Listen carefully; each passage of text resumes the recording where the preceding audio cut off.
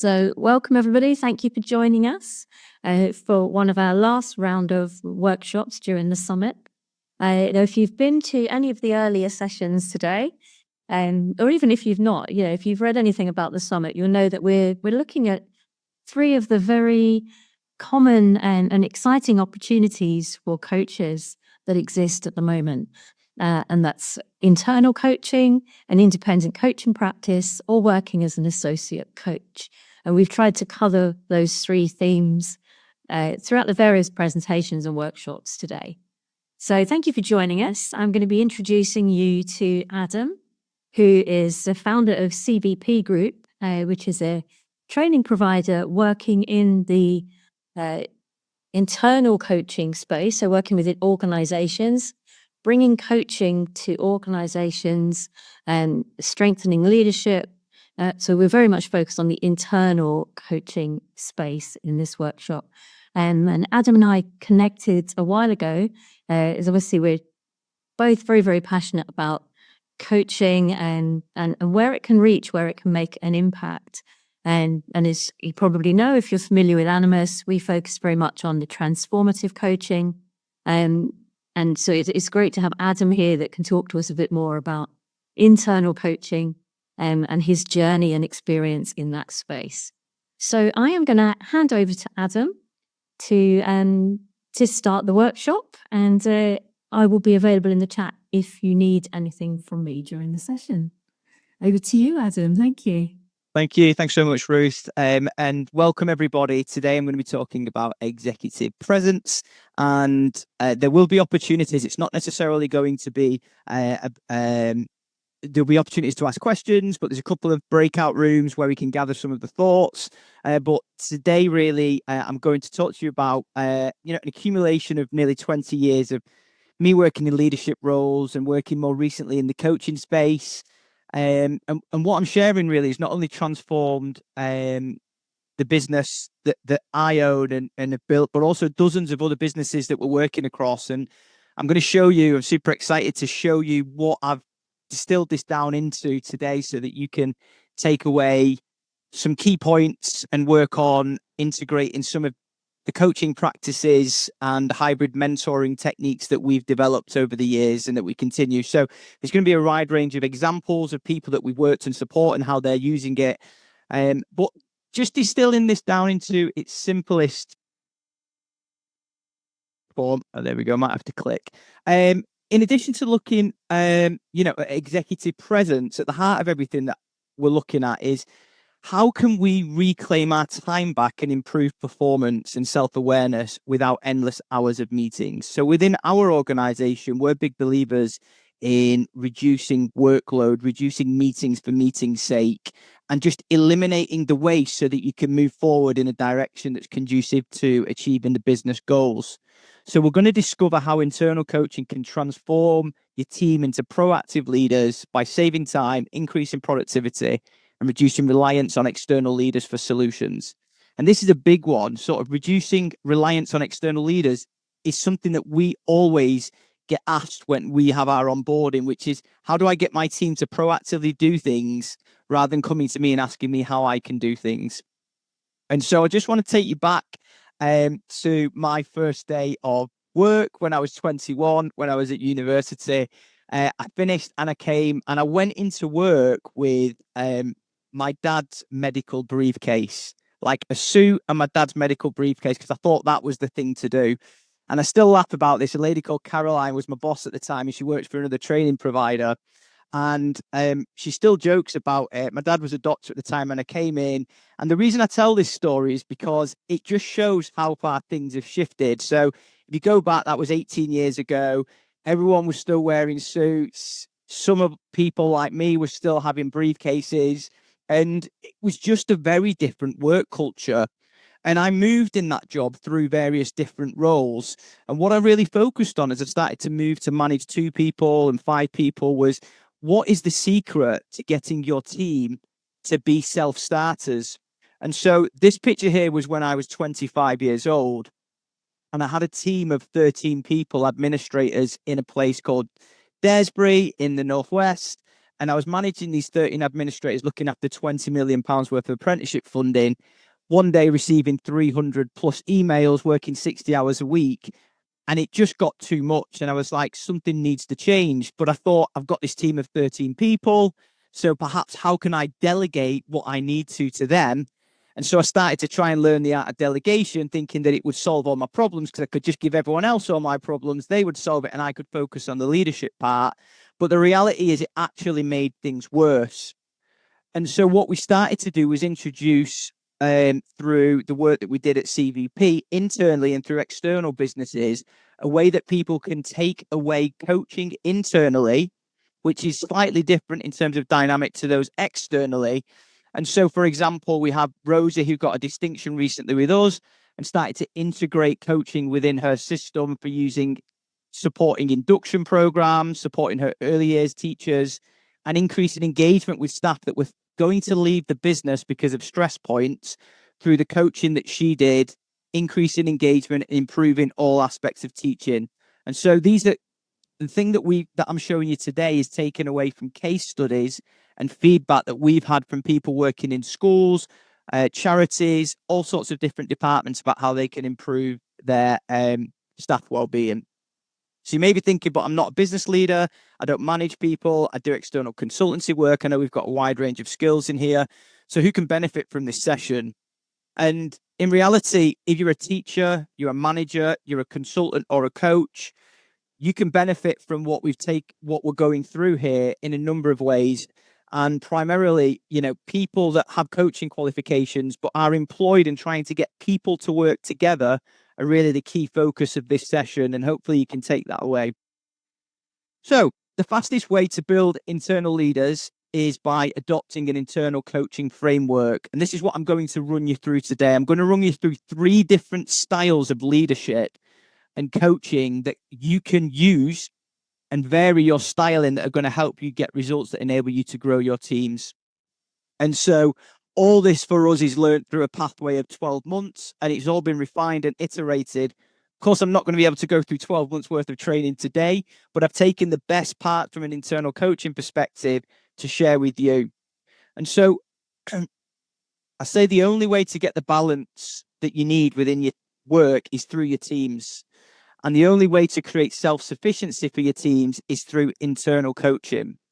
And so if I look at the step that I went on initially from program manager to early managing people, and I had a coach myself, through to starting to integrate coaching, through to the later stages, and everyone will be in a different part of the spectrum, which is fully embedding coaching within your organization and integrating this across 2, 13 team and 70 team members through the different roles I had. I've learned essentially how to capture all this and put it down. And if you're thinking, well, that's great, Adam, but I've got a really busy job. I'm running this department, that department. I've got a million things to do. And you often feel like this because you've got piles and mountains of paperwork stacked up on your desk. Don't worry, because we've got a number of techniques. I'm going to share with you a number of resources that you can use and take away from this that will enable you to do this in a time-efficient manner. Because ultimately, when I integrated some of the coaching practices within the organizations that I've worked with or internally, the key priority was not to make this more bureaucratic and time-consuming. Okay, so we want to create that autonomous thinking in the team. So essentially, they can have greater influence on their decision-making techniques that doesn't then take up more of your time and you can focus on moving forward. So again, a couple of challenges that I had that you might all be able to relate to. Okay, well, that's great, but how do I do that if we're working remotely? How can I do it if they're my line reports and navigate that coachee relationship where you are their line report? Sometimes being vulnerable is a challenge. Sometimes getting people into that coaching space where they feel that they can share their, deepest thoughts with you is a real challenge. And also, again, when we've got limited time to commit. So what I've done is combined all this into a way that feels natural. And the first starting point for me when I did this was, rather than having this mechanism of one-to-ones that we're all traditionally used to, is creating a brand for performance improvement. And what I mean by that is, and I put a couple of examples here. One of the things that we do within our organization is we brand our sessions. We used to brand them Spark sessions. We now brand them virtual coffee sessions. You can call them power hours, turbo time, whatever it wants, as cheesy as you want to go or as straightforward as you want to be. But create this brand whereby everybody can get behind it.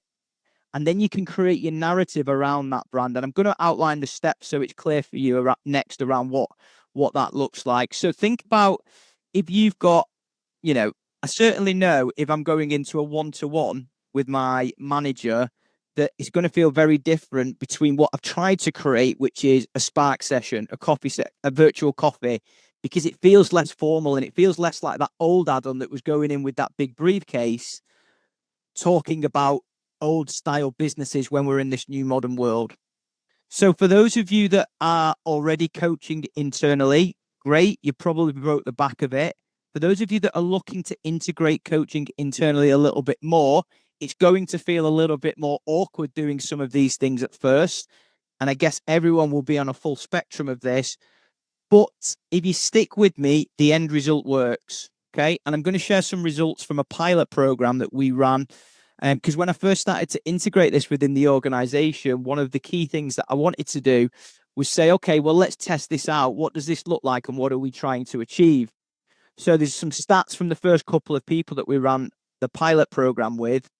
And these were my things. I'm going to talk to you about how you can find your things within the organization that you want to manage and monitor. So I wanted to know, did they feel that it was improving their overall health and well-being at work? And the 4 and 5 is agree and strongly agree. 3 is neutral. 1 and 2 is negative. They did. It helped them feel like they were building a rapport with me as a manager. Through the coaching sessions, they felt better connected to the organization and its mission. It helps them identify the solutions. And this was one of the biggest things. People walked away from that, despite their reluctance initially, with their own solutions, understanding goals and targets better, and how it had helped the business dynamic work a little bit better. Now, the caveat to that, I don't always say everything's sunshine and rainbows, is, the admin and bureaucracy was low. There was a couple of things that people thought that when you introduce coaching within an organization and you're starting to do it internally and display some of the activity that you've got around your one-to-ones, it can be challenging doing that remotely. And I'll talk about this in the second stage, that a lot of people, and this was a continued theme, within the team, so not when you're coaching different departments, found that it wasn't always ideal in terms of getting them to understand what they needed to do. And they liked and preferred having coaching combined with some form of mentoring and guidance. And I'll talk around that in some of the themes about how we did it. So let's take a look. Let's start to reclaim our time. And I guess after 18 years, I've discovered the hard way that if you're not getting those results, and this is a picture of my daughter and my niece walking through the jumbles, then you're probably holding people's hand too much. And so how can we relinquish the control, enable people to get the solutions they want through essentially integrating internal coaching? We've got multiple examples of this, like Rosa, who started her own pro bono career, improved leadership in a team, and her team feel that they're much better at having difficult conversations with them. So in the next 45 minutes, I'm going to show you 3 styles of impactful internal coaching. So this is where we get to the good bit, okay? So you guys get in this. It's about integrating different styles of coaching within the organization. And the 3 styles that we talk around are the internal coach. And so what I mean by a style here is, when we're introducing internal coaching, there's essentially different hats that you need to put on as a leader, as a coach. And your ability to engage with people in the workforce and get the results you need are largely driven by your ability to wear the right hat for the right time. And so I say, if you can model these 3 people, these 3 styles within your organization at the right time and sequence them, you will get the results that you need. And so style number 1 is the internal coach. And that's where we focus on shifting behavior and performance in their role as an internal coach. Style number 2 is the hybrid manager. And this is the manager that provides the team with insights through coaching, but combines that with some element of mentor and skill support. And this is really important, particularly with internal team dynamics, because sometimes when we coach, there are things that they seek guidance from you for that the coaching might not be able to provide them with. And then lastly, the leadership coach, which is integrating organizational coaching practices across your role in the business, both internally, and the difference there being about integrating coaching and coaching cultures within the business rather than just integrating that on a one-to-one basis. Okay. So the internal coach, what does this look like? How do we shift behaviors and performance in your role as an internal coach? Number 1 for me is shifting and getting rid of these dreaded kind of one-to-one meetings, as I call them. So this was an old one-to-one format that we used to run, and it was very data-driven. You'd either hit the benchmark or you'd not. And we would do things, and I would do things like say to people, okay, that's a great target. When can you achieve that by? When can you do that? And we think by giving people the power to assign their own target date to a task, that 1, it's meaningful and it's meant to be done, and 2, that they're going to do it. And then we often wonder why, when people don't achieve their targets within that date, why it hasn't happened. And so essentially, step 1 of the internal coach is tearing up the playbook on one-to-ones. And what I mean by that is thinking about your coaching skills and thinking about asking questions such as, what's preventing you from doing this within X amount of time? Why do you feel this is important now? And actually stripping back the elements of a one-to-one that says you were supposed to do X, Y, Z, you haven't done it, and using our coaching skills to unpick the reasons why so that they can own it. So we've torn up the playbook. Step 1. The next thing to do, if you're implementing internal coaching and trying to improve your executive presence, is to survey the team. What we often do as individuals, as managers, is we think we're trying to go after one thing, and we set goals at an organizational level, and we think everyone's on the same page. But how often do we not survey the team and find out how the team feels about that? And so some of the questions that we wanted to work on was staff well-being. We wanted to work on, did they feel like it was a trustworthy environment? Was there an elimination of any kind of blame culture within the organization? And so when you're starting to embed internal coaching within the organization as an internal coach, you need to think about, what is it that I want the team to know? And keep this in mind, because during the breakout room shortly, one of the things that I'm going to ask people to do is say, what is it within your teams that you want them to achieve? And how can you construct a feedback mechanism that helps you to establish whether they are aware of that and doing it, or whether they're not? Okay. So internal manager, the first thing is tearing up the playbook, surveying the team, and then creating your blueprint. So we've scrapped the one-to-ones, we've gone through and we've looked at surveying the team, and then we're saying, okay, the team are saying that there's a blame culture within this business because they've scored it a 2 or a 3. How can we construct a coaching or an engagement session that is going to eliminate that? So, for example, coaching can play a big part within that, because part of the whole ethos behind coaching is actually about the coachee taking the agenda and owning that themselves. And as long as you can create this culture at a leadership level that people aren't going to be blamed for things, then you can construct this in a way. Now, when I first suggest that you do this, if you haven't embedded coaching fully within the organization, is you keep it heavily focused in the first stage around coaching. So if you're not coaching people internally already, then it's going to be a little bit unusual for people. And I certainly know when we started to integrate that, and a lot of our apprentices, when they go back to their organizations and start to do this coaching, it feels a little bit unusual if you're coaching internally. And so you really need to, step 4, manage that change. And of course, I've not got time to go through how to map out and fully utilize these models. But one of the things that we look at that look at when we're integrating things like this is Fisher's transition curve. It's a really helpful model for us to understand when you're starting to implement organizational change and coaching within a business, that people will naturally worry, be fearful. And then I have seen this time and time again. They go into the lull where they feel it isn't working. And then eventually, and we've got case studies time and time again to show this, it becomes the norm. And so I say for the first 4 months, what we're looking to do if we apply our modeling to Fisher's transition curve is create an environment where people are familiar and comfortable with coaching. That's our primary goal here.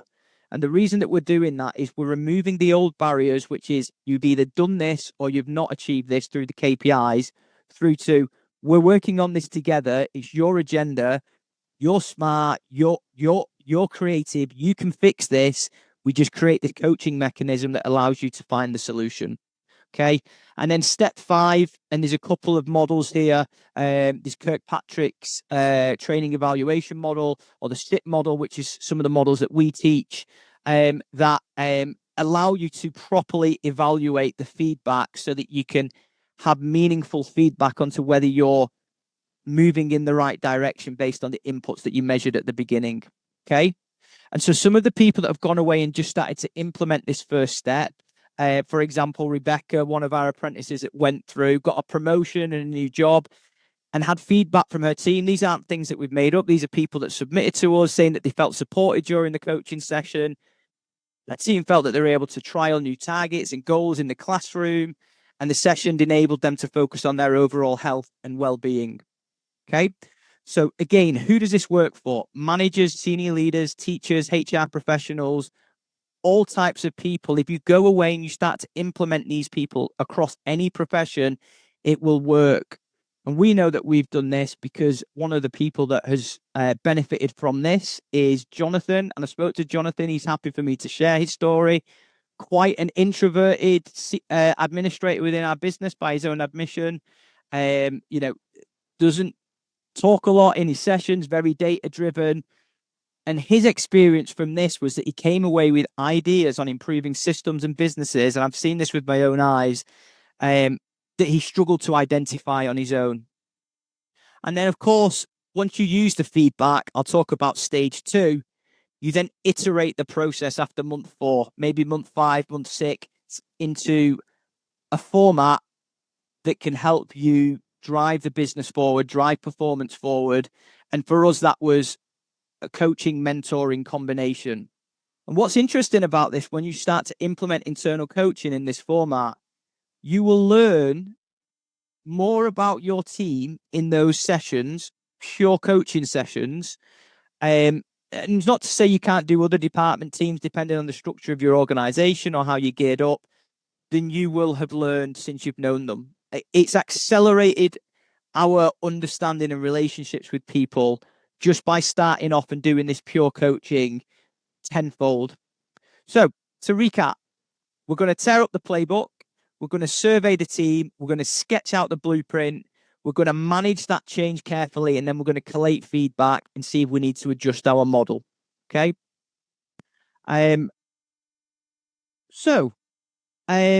What are we doing for time? 22 minutes. In breakout rooms in a minute, I'm going to suggest that, and again, everyone's got different kind of starting points, but spend a few minutes deciding now, what is it that you are trying to achieve within teams that you work in?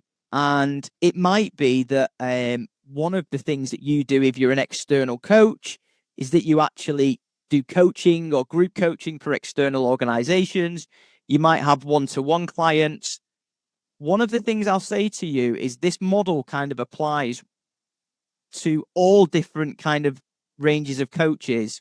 And I would say to you also, if you've had a wide range of external coaching clients, if you're an external coach and you've come on this to get some insight, when was the last time that you surveyed your coachees?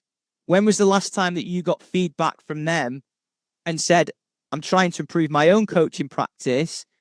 Would you mind answering these 10 questions? Do you feel that the environment was fit? Do you feel that we're making progress? All these sorts of things. So you can use this externally as well as internally.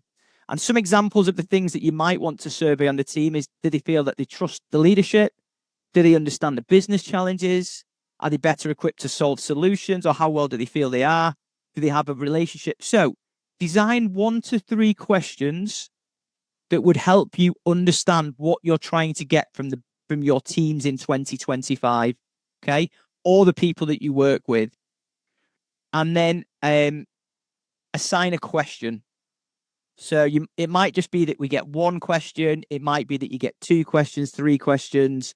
8 minutes, should we say something like that? Does that kind of work, Ruth? If we pair people up, or 2s or 3s, it might be pairs. If we can possibly do that for 8 minutes.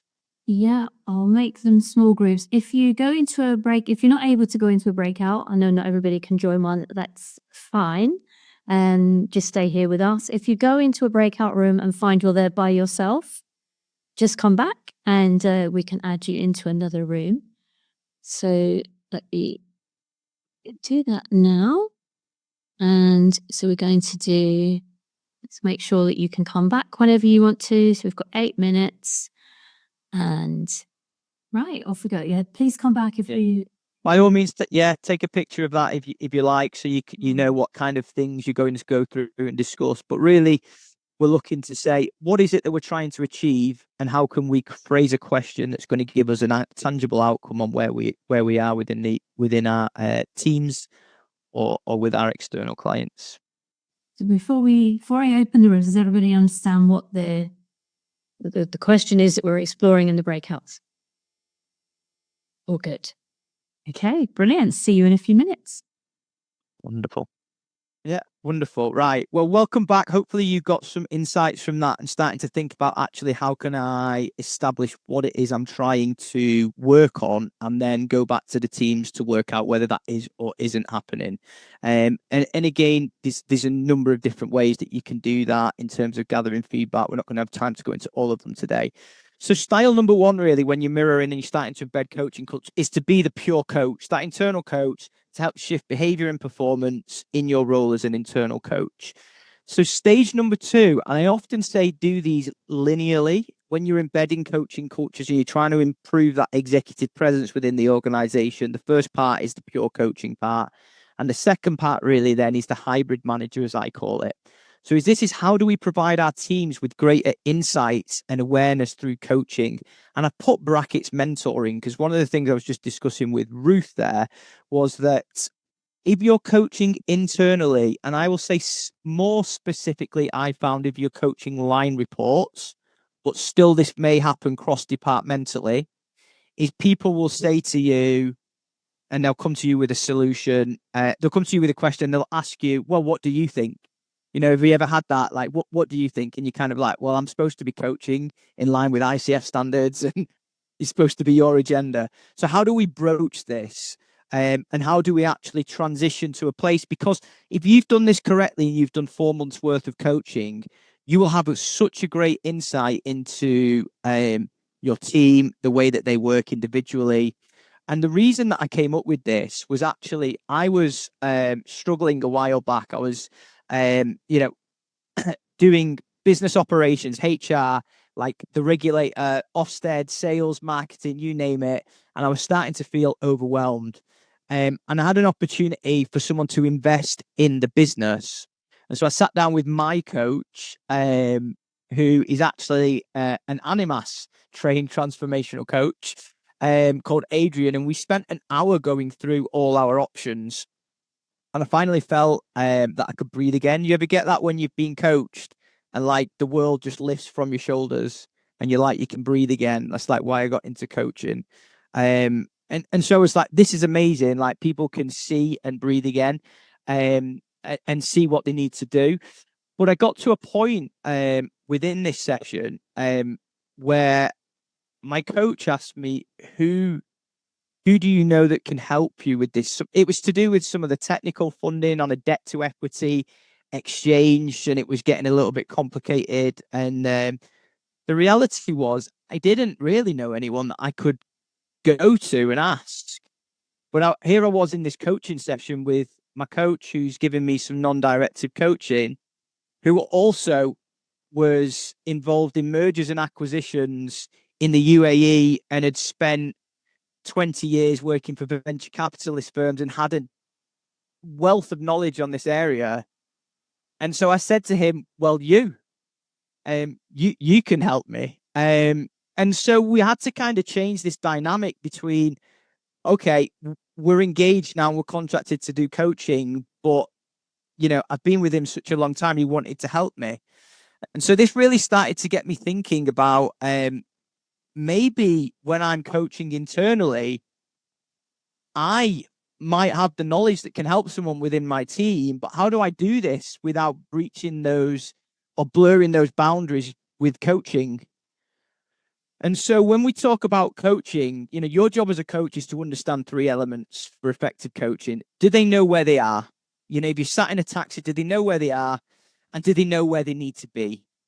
And we know when we talk around the speed of coaching, working at a subconscious level, if you know where you are and you know where you need to be, that the subconscious actually does the majority of work to get you in between those two gaps. So take two examples. Example number one, like you're coaching a team member, I want to achieve a better work-life balance. Right? They most likely know that they need to turn off the phone. They need to stop looking at emails at 8 o'clock. They need to book in more sessions with the friends and family. And they can probably plug that gap between what they need to do.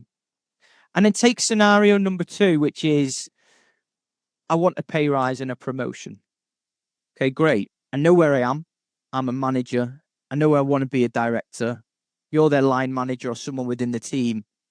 But I actually don't know, as the coachee, if that was me, what I need to do to become that, to get that director promotion. So how do we bridge that gap as an internal coach to say, okay, what could you do? And also say, actually, if I can provide some insights for you, would that be helpful? And then separate out the coaching and the mentoring process.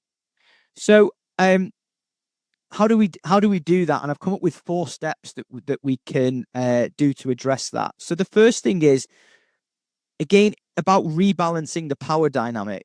So one of the things that you will find if you start coaching people and you start using these skills such as active and attentive listening and avoid advising when you're not supposed to, avoid hijacking the conversation, interrupting as we do as a coach, is to you'll have opened up yourselves to improve the relationship with the individual. And so the contracting is the real part and perfect kind of thing that you need to do here when you move from, I would say, month 4, which is pure coaching, into this hybrid manager role. And that's to say, over the course of the last 4 months, we've done pure coaching. I've detected a few things.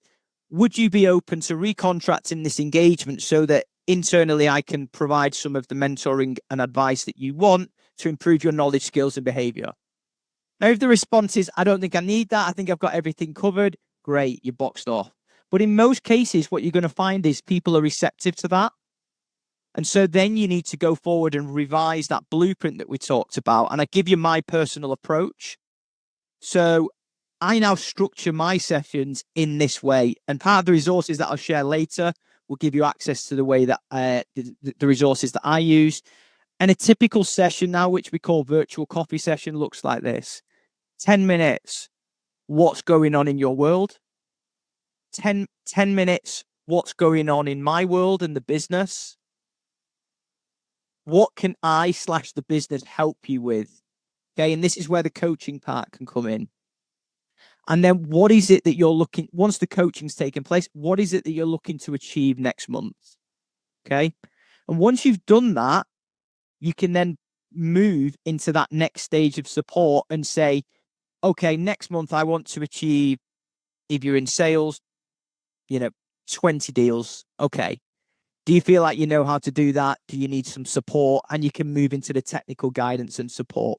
So remember, in step 1, when we're the internal coach, we're pure coaching. And then in phase 2, we're looking at integrating a more hybrid approach to give them your technical expertise. Really important on this is step 3 is to listen first. This is what we're taught as coaches, and it's paramount as an internal coach. We're not autocratic leaders. We're not saying that I know the best way to do it. We are providing support to individuals only when you've contracted in a way that it fits within their agenda. And that's really important. And you can do that. The more tools that you have, models are an essential part of coaching, and they enable us to use our skills as coaches to identify the blockages. But remember that our focus is on the team member to get their own solution first. But it should be recognized that in most instances, they may not possess the knowledge and skills needed to get their outcome. And this is where the hybrid coach and hybrid manager comes in. So at the end, you then bring in your own expertise. Phase one, we've turned up, we've coached, we've created self-awareness, we've made it 100% around the coach's agenda, but now there's a new and a different way. And you're thinking at this stage, Adam, this sounds great, but like I've not got all these skills on how to mentor people, how to coach people internally.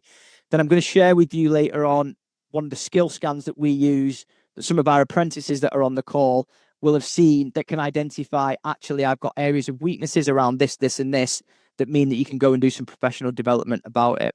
And this is what some of our apprentices have done when they've implemented some of the things, found an improvement in progress towards the goals, found an improvement in engagement with the teams, and have gone on to get new jobs and new promotions as a result of that.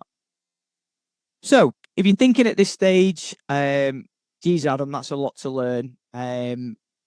Is anyone else feeling overwhelmed, looking like this kid? Then don't worry about it, because at the end, I'm going to contain all this, and I'm going to give you the key resources that you need that you can go and take away. Plus, we've got this on a recording. So if you're like, that was good, but Adam, you've just told me about the internal coach. You've introduced 5 steps there. You've told me about the hybrid manager. You've introduced 4 steps there. It's all going to be laid out for you on this recording and the presentation that comes with it. Okay. So 3 styles of internal coaching. We've talked around the internal coach, and that, remember, we've covered 2 or 3 internal coaching styles. So the internal coach is going to tear up the playbook, going to survey the team, going to sketch the blueprint, manage the change, and then collect feedback. The hybrid manager is going to, rebalance the power dynamic, personalize the approach, and then, bring your own expertise at the end to support these individuals getting through. Okay. Really should have clicked forward on that one then. So based on this, who else thinks organizational coaching is awesome? Well, if you don't go away and implement it into the business, I promise you, it will change everything fundamentally about the relationships that you have with your team. Yeah. You're getting this. Okay, good. Hybrid manager, we've done. Next one, style number 3 is the leadership coach. Okay. So we've moved and we've transitioned into a way where we've embedded internal coaching. We've now moved into a stage where not only are we embedding internal coaching within the organization based on the feedback that we have, but we're providing the correct support and guidance to those individuals. And now what we're going to try and do is do this at like a macro level. So a much wider level, and try and embed coaching throughout the organization. And so how do we do this? Well, earlier on, I showed a picture of me managing my first proper team, as I put it. And whilst I did a good job with resources, I was really managing the team. I wasn't leading the team. And you're managing a process, and you've got a lot going on. And, who can remember the first time they've had like a one-to-one with someone and it was overwhelming, and you've got all these different things that you've got to remember. During that time, I did a level 5 diploma with Deeside College. And I learned about ACAS regulations and developing strategic plans and managing a project. And I say all these were high IQ tasks, but they weren't actually EQ tasks. So, emotional intelligence that you need to manage a team. And so one of the things that I started to switch my focus on was for more strategic alignment of where we're going as a business and project management into emotional intelligence and emotional intelligence models that enable me to have more empathy with the team. Because I don't know, my wife would always say to me, I'm so unempathetic. It's unreal. I knew it was a skill set that I needed to work on. And so that's what I did.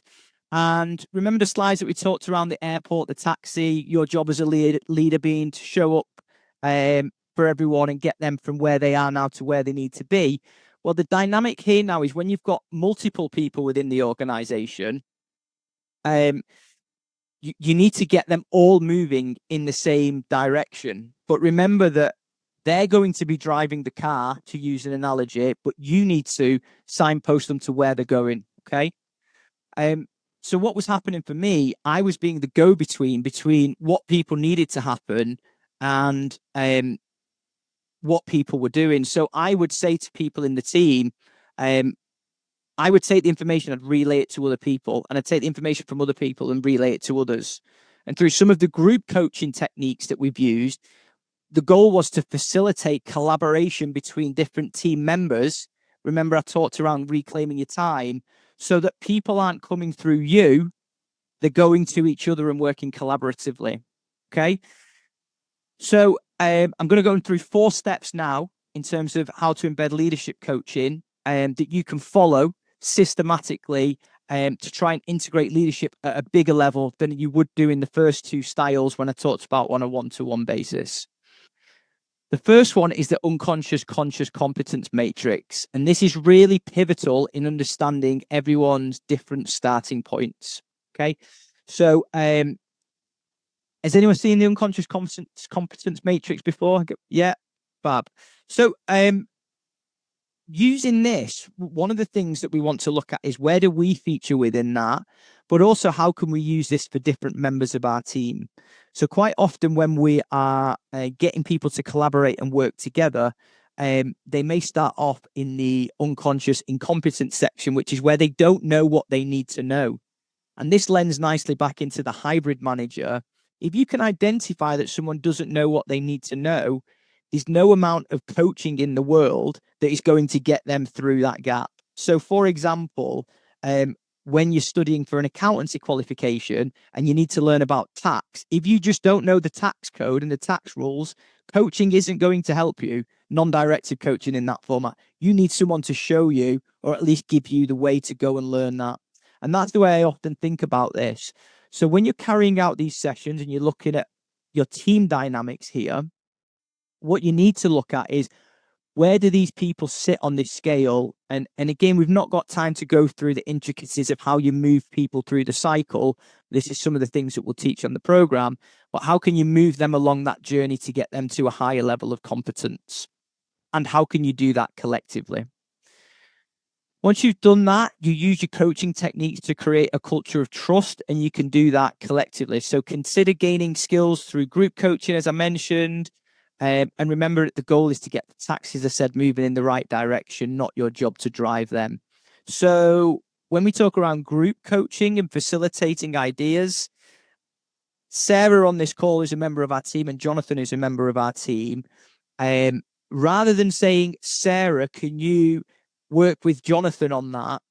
What you might do on the call is facilitate Sarah and Jonathan. How do you think together you could achieve success on this project?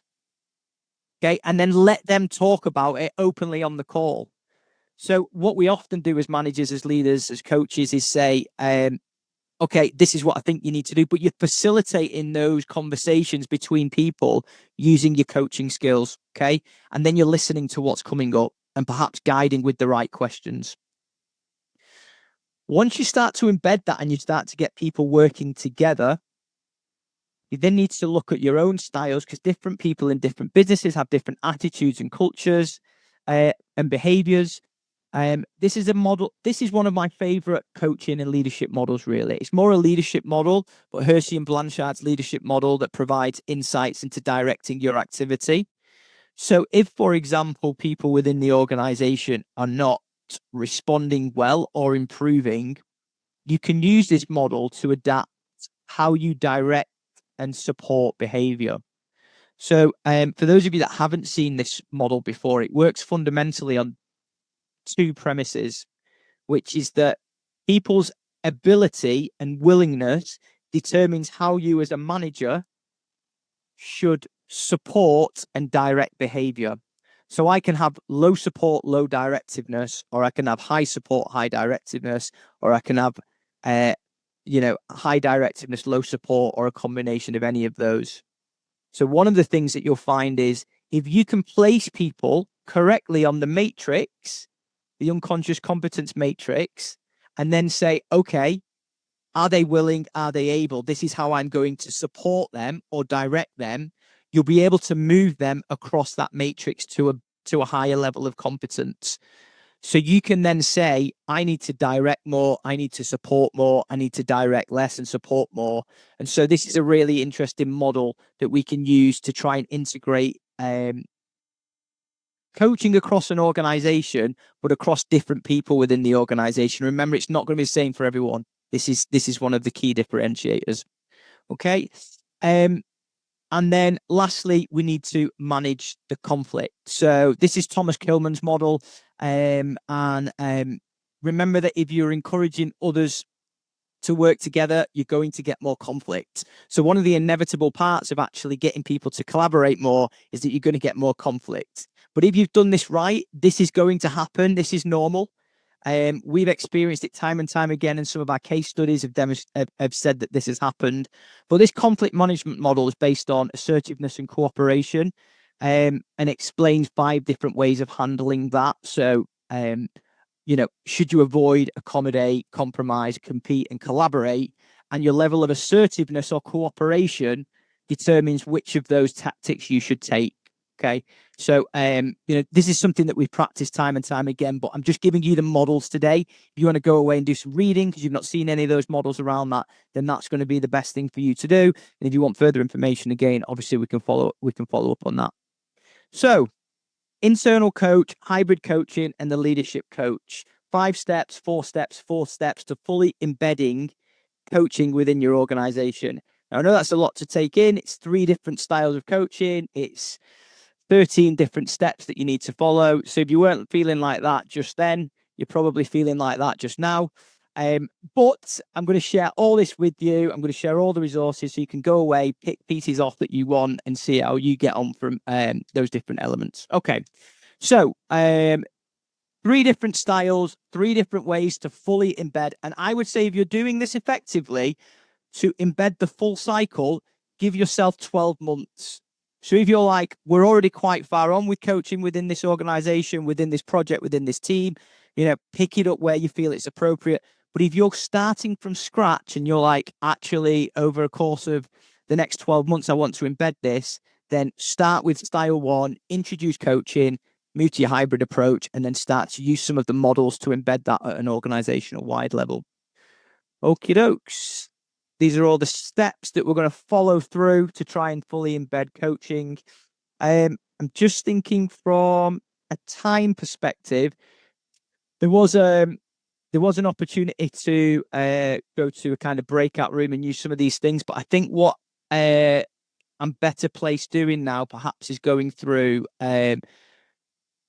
some of the last slides, and then I'll take some comments and questions if anyone's got it at the end.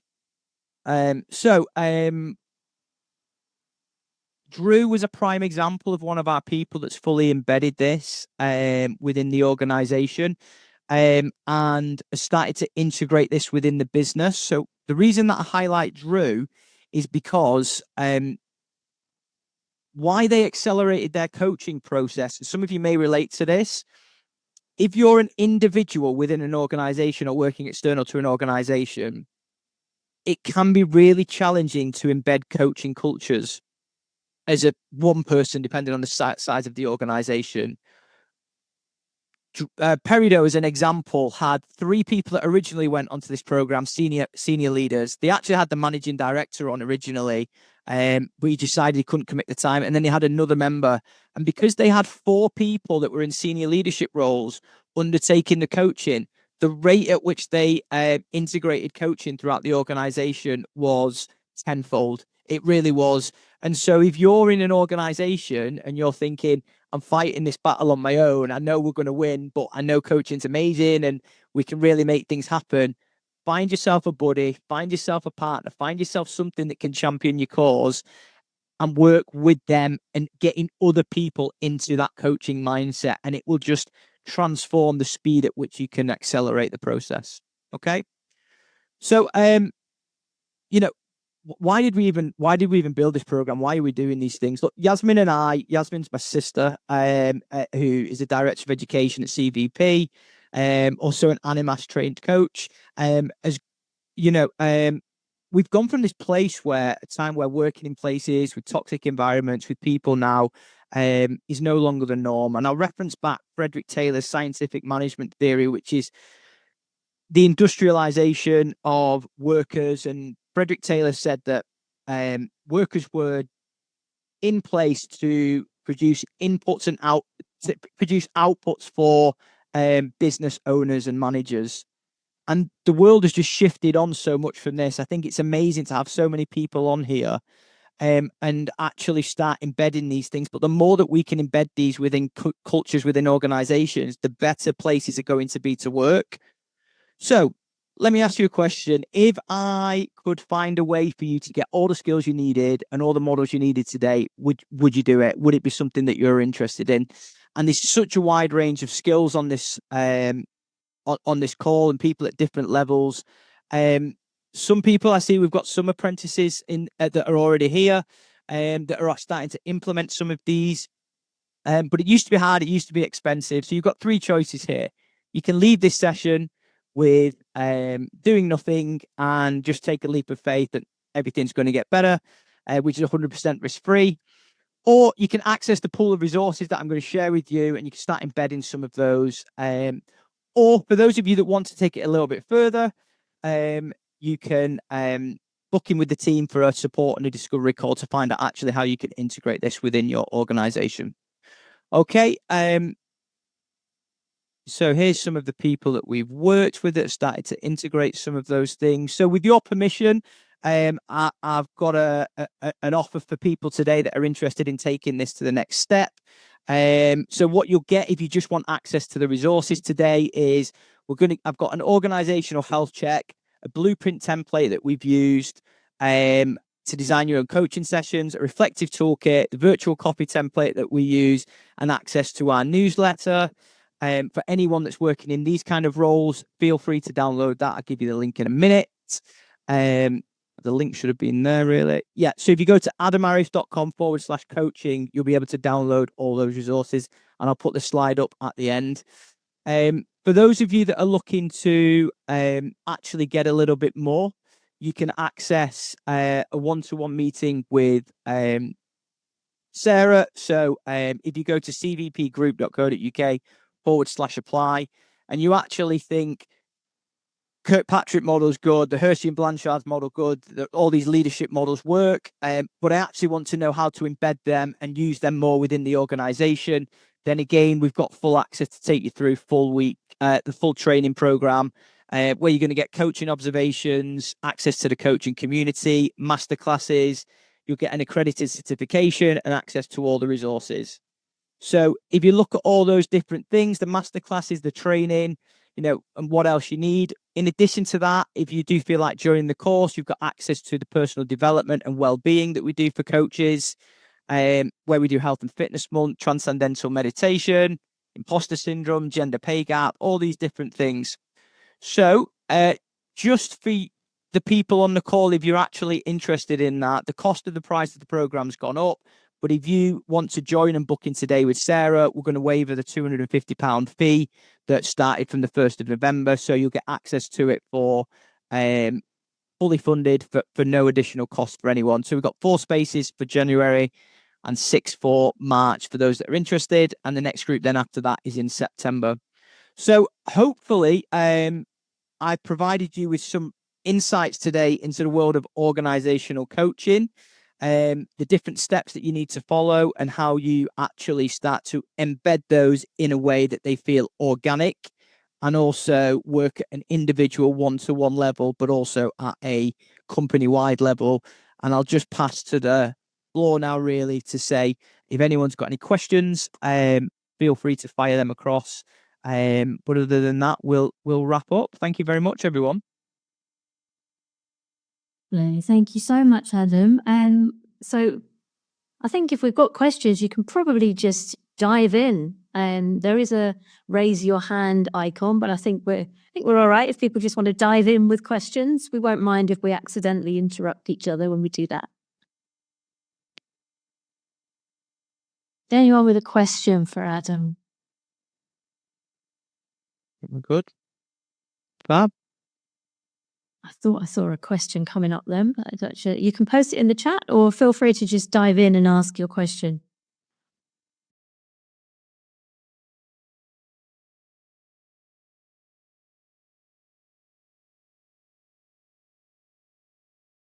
So let's take the first one, how to encourage people to be more vocal. I referenced our senior administrator before, Jonathan, who's probably a prime example of that. And I think you just have to trust the process. If you are skilling yourself up enough with the tools as a coach, then you will be learning the toolkits and the models to draw that out of people. And I'll give you one example. We all know, as trained coaches, the power of silence. And often when people don't come forth with ideas, it may be on meetings when there's a lot of energy and a lot of people in leadership roles that perhaps they don't feel as confident coming forward. The beauty about coaching internally is that you can use techniques such as silence to allow them to speak. So I've been involved in coaching sessions with another member of staff that was quiet. And what actually happened was, because I used silence so much, by the end of the sessions of 4 months, I couldn't shut them up. And it was because they felt that they had a safe space to talk in. And so I would encourage you to, on a one-to-one level, to use your coaching techniques to draw that out of individuals. Probably slightly different dynamic from a group perspective if you're doing that. And from a management perspective, so if you're looking to be more vocal with managers and how do you encourage that, upwards, a lot of these stems from organizational culture. And so I often say to people when we do these kind of consultations, like, are you in a place to influence, shift, or change organizational culture at a senior stakeholder level? And if you're not, I'll give you the classic example that was asked to me when I used to do social media and I used to do lives, and people would come to me and ask, I've got a toxic manager, how do I deal with it? And you get to a point with that whereby you have to make a decision with your feet, because if systemically at the senior leader level, there's not a culture where people feel that they can raise upwards without being chastised, then, and you can't influence change at a culture level, then you have to accept that. Now, some people don't agree with that. So I think from a bottom down perspective, use your coaching skills and techniques. From a top up perspective, use your negotiation and influence skills to impact coaching change within the organization. So they're my two kind of tidbits, I suppose, that I would do in terms of encouraging those things. No more questions. You've stunned everybody into silence, Adam. We've already answered all of the questions before they were asked. Yeah, timed nicely as well, actually. So sort of, 4 minutes to go, really. But yeah, look, people have my details. If they want to get in touch. I know it's been a long day, but Ruth, I'd just like to say thank you for you and all the team for organising all this. I know it's a big event to kind of run on and plan, and hopefully everyone's got a lot out of it. Certainly know I have. So yeah. Yeah, thank you. And thank you, Adam, for coming and sharing your experience and giving us a lot of insights into the way that we can think about embedding an internal coaching culture within an organization. I know there are lots of people who might currently be independent coaches that want to start thinking about how can I become an internal coach. There will also be people here or people watching the recording of this that are in a position in an organization where this is something they want to create and to embed their organization. So really, really useful. Thank you. And thank you everyone for attending as well. Very much appreciated. Adam, I know people are going to ask me about your slides. Is it okay if we Just ping them over. Yeah, if you wouldn't mind. As I can. Direct to you, Ruth, yeah? Yeah, direct to me is fine. Thank you. And everyone make sure we share them with, because I know there was a lot, as Nisha says, very, very structured. There are lots of information, lots of models that I know people will want to spend more time looking through and reviewing if you can share those. Wonderful. I'll send them over now. All the best. Thank you, everybody. Marvelous. Thank you, everyone. Yeah. Bye. Bye.